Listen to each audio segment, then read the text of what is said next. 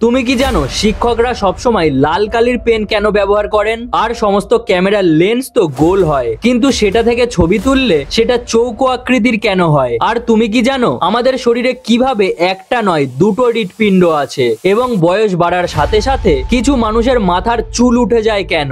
আর আমি যদি তোমাদের বলি এটা হলো একটা তিমি মাছ, তাহলে তুমি কি আমার কথায় বিশ্বাস করবে? আর এই সমস্ত প্রশ্নের পাশাপাশি আরো অনেক অজানা প্রশ্নের উত্তর খুঁজে পাবে এই ভিডিওতে। সেই কারণে ভিডিওটাকে একদম শেষ পর্যন্ত দেখো।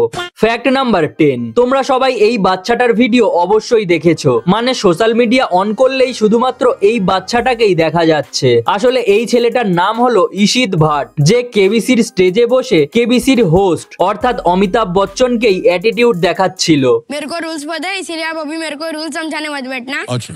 এবং সমস্ত প্রশ্নের উত্তর দেওয়ার পাশাপাশি সে প্রচুর অ্যাটিটিউড দেখাতে থাকে। আর তারপর যখন 5 নম্বর প্রশ্ন আসলো, তখন সেই ছেলেটা সেটার উত্তর এত কনফিডেন্সের সাথে দিল যে যেন সে একদম পুরো সঠিকভাবে জানে যে এই প্রশ্নের উত্তর এটাই হবে।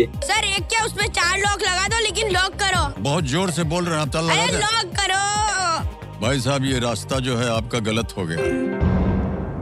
এবং এই ঘটনার পর থেকেই এই বাচ্চাটা সোশ্যাল মিডিয়াতে প্রচুর পরিমাণে ভাইরাল হতে থাকে আর সমস্ত জায়গায় এই বাচ্চাটাকে ট্রোল করতে থাকে বহু মানুষ। ফ্যাক্ট নাম্বার 9, আচ্ছা তুমি কি কখনো ভেবে দেখেছো বয়স বাড়ার সাথে সাথে কিছু মানুষের মাথার সমস্ত চুল কেন উঠে যায়? মানে তখন তো বাড়ি থেকে শুধুমাত্র এটাই বলতে থাকে, আরো লাগা মাথায় জেল, আরো লাগা ওয়্যাক্স। দেখছিস তো মাথার সব চুল উঠে এখন কি অবস্থা হয়েছে। কিন্তু এটার আসল কারণ কি আজকে আমি তোমাদের বলছি। তাহলে দেখো, চুল উঠে যাওয়ার এই বিষয়টাকে বলা হয় এন্ড্রোজেনেটিক এলোপেসিয়া। আর পুরুষদের শরীরে টেস্টোস্টেরন নামের এক ধরনের হরমোন থাকে, যেটা মহিলাদের শরীরে প্রায় থাকেই না। আর এই হরমোনের ফলে পুরুষদের দেহের বিকাশ ঘটে। এবার টেস্টোস্টেরন এতটাও খারাপ না যতটা এর মডিফাইড ভার্সন হয়, যেটাকে ডিএইচটি অর্থাৎ ডিহাইড্রো টেস্টোস্টেরন বলা হয়। এই ডিএইচটি পুরুষদের গঠন বৃদ্ধির জন্য অনেক গুরুত্বপূর্ণ ভূমিকা পালন করে। আর মাত্র 13 বছর বয়সের পর থেকেই পুরুষদের শরীরে এই হরমোন তৈরি হওয়া শুরু হয়ে যায়। কিন্তু এই হরমোন যতটাই ভালো ঠিক ততটাই খারাপ, কারণ এই ডিএইচটি হরমোন আমাদের হেয়ার ফলিক্যালস এর উপরে হামলা করে, যার ফলে আমাদের মাথার চুল পড়ে যায়। এবারে যখন টেস্টোস্টেরন ডিএইচটি তে কনভার্ট হবে, তখন তোমার সমস্ত চুল পড়ে গিয়ে একদম চকচকে টাকলা মাথা বেরিয়ে আসবে। ফ্যাক্ট নাম্বার 8, এটা হলো এমন একটা অদ্ভুত জায়গা যেখানে 4টে আলাদা আলাদা রাজ্য একটা জায়গায় এসে মিলিত হয়। আর এই জায়গাটার নাম হলো ফোর কর্নার্স। আর এটা আমেরিকাতে অবস্থিত। এবং তুমি যদি এখানে দাঁড়িয়ে থাকো, তাহলে তুমি একই সময়ে 4টে আলাদা আলাদা রাজ্যে দাঁড়িয়ে থাকতে পারবে: ইউতা, কলোরাডো, আরিজোনা এবং নিউ মেক্সিকো। মানে তুমি যদি এখানে দাঁড়িয়ে থাকো আর কেউ যদি তোমাকে কল করে জিজ্ঞাসা করে যে ভাই কোথায় আছিস, তাহলে তুমি তাকে সেই 4টে স্টেটের নামই বলে দিও। ফ্যাক্ট নাম্বার 7, ভাই দেখো, এখন যদি আমি তোমাকে বলি এটা হলো একটা তিমি মাছ, তাহলে তুমি কি আমার কথায় বিশ্বাস করবে? কিন্তু আমি একদম সত্যি কথাই বলছি। আসলে কোটি কোটি বছর আগে তিমি মাছ এই রকমই দেখতে ছিল, যারা মাটির উপরেই বসবাস করত। আর এটাকে প্যাকিসেটাস বলা হতো। কিন্তু যখন তারা জলে নামলো এবং জলে থাকতে থাকতে কোটি কোটি বছর পর তাদের পিছনের পা দুটো উধাও হয়ে গেল এবং সামনের পা দুটো বড় বড় পাখনায় বদলে গেল। আর হ্যাঁ, তিমি মাছ কোনো মৎস্য প্রজাতির প্রাণী নয়, বরং তারা স্তন্যপায়ী প্রাণী। এই কারণেই তারা জলের মধ্যে নিঃশ্বাস প্রশ্বাস নিতে পারে না এবং তাদের শরীরে আমাদের মতন ফুসফুস আছে। সেই কারণেই সে জলের তলায় শ্বাস নেওয়ার বদলে জল থেকে উপরে উঠে এসে আমাদের মতনই বাতাস থেকে অক্সিজেন সংগ্রহ করে এবং সে তার মাথার উপরে থাকা এই ব্লো হোলস এর মাধ্যমেই এই সম্পূর্ণ প্রক্রিয়াটাকে চালায়। ফ্যাক্ট নাম্বার 6, তুমি কি কখনো ভেবে দেখেছো মানুষজন কাপ থেরাপি কেন করে? আসলে এটার পিছনে একটা বিশেষ কারণ আছে। তাহলে দেখো, যখন আমাদের শরীরের উপরে এই রকমের কাপ লাগানো হয়, তখন সেটা একটা ভ্যাকিউম ক্রিয়েট করে, যেটা আমাদের স্কিন এবং পেশিকে ভিতরের দিকে টেনে নেয়, যার ফলে শরীরে রক্ত চলাচল বৃদ্ধি পায়। তাছাড়াও এটা জমে থাকা রক্ত অথবা ওয়েস্ট টক্সিনস কে শরীর থেকে বাইরে বের করতে সাহায্য করে। তারপর যখন নতুন ফ্রেশ ব্লাড সেখানে আসে, তখন সেই পেশিতে অক্সিজেন এবং নিউট্রিয়েন্টস প্রবেশ করে, যার ফলে সেই পেশি অনেক এনার্জি পায় আর শরীরের সমস্ত ব্যথা দূর হয়ে যায় এবং সম্পূর্ণ বডি রিল্যাক্স মোডে চলে যায়। আর এই যে লাল দাগগুলোকে তুমি দেখতে পাচ্ছ, এগুলো হলো বাস্ট ক্যাপিলারিজ। মানে শরীর সেই সমস্ত জায়গায় এক্সট্রা ব্লাড পাঠিয়ে দিয়েছে সেই জায়গায় হিলিং এর জন্য। ফ্যাক্ট নাম্বার নাম্বার 5, আচ্ছা তুমি কি কখনো ভেবে দেখেছো কিবোর্ডের সমস্ত লেটার্স উল্টো পাল্টা করে কেন সাজানো থাকে? মানে সেটা তো ABCD এইরকম ভাবেও লেখা থাকতে পারতো, তাই না? তাহলে দেখো, পুরোনো সময়ে ইংলিশ লেটার্সে ABCD এইরকম ভাবেই সাজানো থাকতো, আর সেই সময় এই রকমের টাইপরাইটার ব্যবহার করা হতো, যেটাতে প্রত্যেকটা লেটার্স এই রকমের মেটালের রডে লেখা থাকতো, যেটা কাগজের সাথে ধাক্কা খেয়ে কালি লাগিয়ে দিত।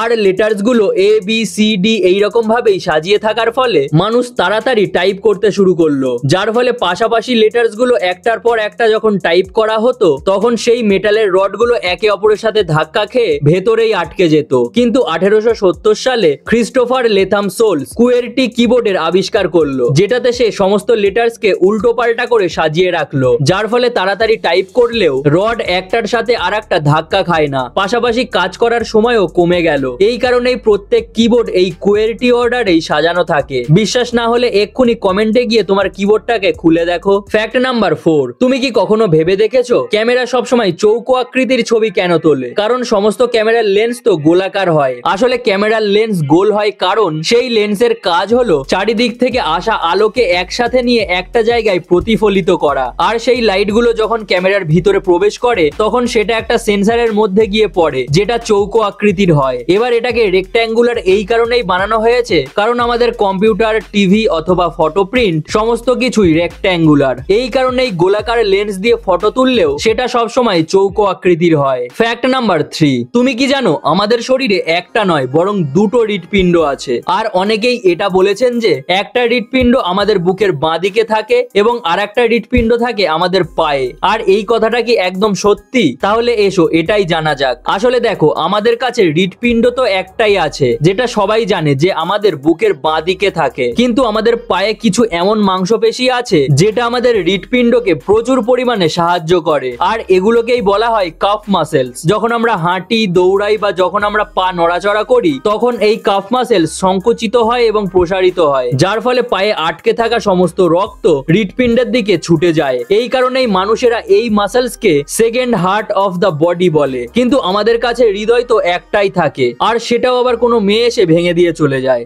ফ্যাক্ট নাম্বার 2, দেখো এটা হলো এমন একটা মানুষ যে বিগত 27 বছর ধরে হেঁটে হেঁটে পুরো পৃথিবী পরিক্রমণ করছে, মানে কোনো গাড়ি, প্লেন বা বোটের সাহায্য ছাড়াই, শুধুমাত্র হেঁটে হেঁটে। এই লোকটার নাম হলো কার্ল বুশবি, যে 1998 সালে চিলি থেকে তার এই পথযাত্রা শুরু করে। 2 বছর পরে সে সাউথ আমেরিকা ক্রস করে। তারপর সময় হয়ে এসেছিল ড্যারিয়ান গ্যাপ পার করার, যেটা পৃথিবীর সব থেকে মারাত্মক স্থানের মধ্যে অন্যতম। আসলে এখানে স্মাগলার্স, জঙ্গি এবং আর্মিদের মধ্যে সবসময় যুদ্ধ হতে থাকে, কিন্তু কার্ল 50 দিন সময় নিয়ে নিজের গ্রুপের সাথে সেই জায়গাটাকেও পার করে ফেলে। কিন্তু তারপর পানামার আর্মিরা তাকে গ্রেফতার করে এবং 18 দিনের জন্য তাকে জেলে পাঠিয়ে দেয়, কিন্তু তারপর তাকে আবার ছেড়ে দেওয়া হয়। আর বিগত 6 বছর ধরে সে বেরিং স্ট্রেটে পৌঁছায়, যেটা দুটো মহাদেশকে আলাদা করে। তারপর সে শীতকাল আসার জন্য অপেক্ষা করতে থাকে, যাতে সেখানকার সমস্ত জল জমে বরফ হয়ে যায়। তারপর যখন সেখানকার সমস্ত জল জমে বরফ হয়ে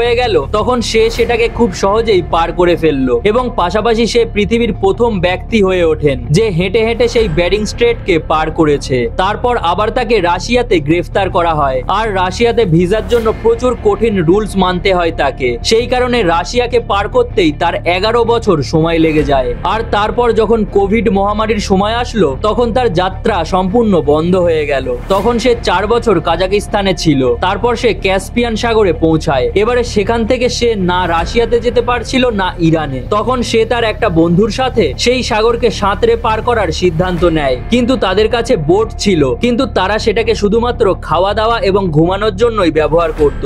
আর 32 দিনের মধ্যে তারা সেটাকেও পার করে নেয়, এবং এখনো পর্যন্ত সে 25টা দেশ এবং 47,000 কিলোমিটার হাঁটার পর ইউরোপে গিয়ে পৌঁছেছে। এবং যদি সবকিছু ঠিকঠাক ভাবে চলে তাহলে 2026-এর মধ্যে সে আবার বাড়ি ফিরতে সক্ষম হবে। তবুও সেটা 15 বছর লেট হবে, কারণ তার প্ল্যান অনুযায়ী সে 2011 সালের মধ্যেই বাড়ি পৌঁছে যেত, কিন্তু রাস্তায় তাকে প্রচুর মুশকিলের সম্মুখীন হতে হয়। এই কারণেই সে পুরো 15 বছর লেট করে তার বাড়িতে পৌঁছাবে। ফ্যাক্ট নাম্বার 1, আচ্ছা তুমি কি কখনো ভেবে দেখেছো টিচাররা সবসময় লাল পেন কেন ব্যবহার করেন, আর আমরা ছাত্রছাত্রীরা নর্মালি নীল বা কালো রঙের পেন কেন ব্যবহার করি? আসলে টিচাররা লাল কালির পেন ব্যবহার করে কারণ সেটা ছাত্রছাত্রীদের লেখা নীল অথবা কালো কালির উপরে খুব ভালোভাবে দেখা যায়, আর বেশিরভাগ কাগজই সাদা রঙের হয়, যার উপরে লাল কালি দিয়ে লিখলে সেটা খুব সহজেই দৃষ্টি আকর্ষণ করে। আর বছরের পর বছর ধরে এই টিচারদের লাল কালি ব্যবহার করা একটা সিম্বল হয়ে উঠেছে। আর স্টুডেন্টদের লাল কালির পেন ব্যবহার করতে বারণ করা হয়, কারণ তারা যদি লাল কালি দিয়ে পুরো পেজে লেখে তাহলে সেটা খুবই দৃষ্টিকটু লাগবে, কিন্তু তারা যদি নীল অথবা কালো কালি দিয়ে লেখে তাহলে সেটা দেখতে এবং পড়তে খুবই সুবিধা হবে, কারণ লাল কালি খুবই ব্রাইট হয়, যার ফলে সেটা খুবই দৃষ্টিকটু হয়। আর এই বিষয়ে তোমার কি মতামত আমাকে কমেন্টে জানাও, এবং ভিডিওটা ভালো লাগলে অবশ্যই একটা লাইক করে দিও। আর প্রত্যেক সপ্তাহে এইরকমই interesting are amazing facts video দেখার জন্য চ্যানেলটাকে অবশ্যই সাবস্ক্রাইব করে ভিডিওটাকে তোমার বন্ধু বান্ধবীদের সাথে শেয়ার করে দিও। এবং প্রত্যেক দিন এই চ্যানেলে ইনফরমেটিভ এবং ইন্টারেস্টিং শর্টস ভিডিও আপলোড করা হয়, তাহলে এক্ষুনি যাও গিয়ে শর্টস ভিডিও দেখতে থাকো। তাহলে আজকের জন্য এই পর্যন্তই, দেখা হচ্ছে আবার পরের ভিডিওতে। ততদিন পর্যন্ত সবাই ভালো থেকো, সুস্থ থেকো।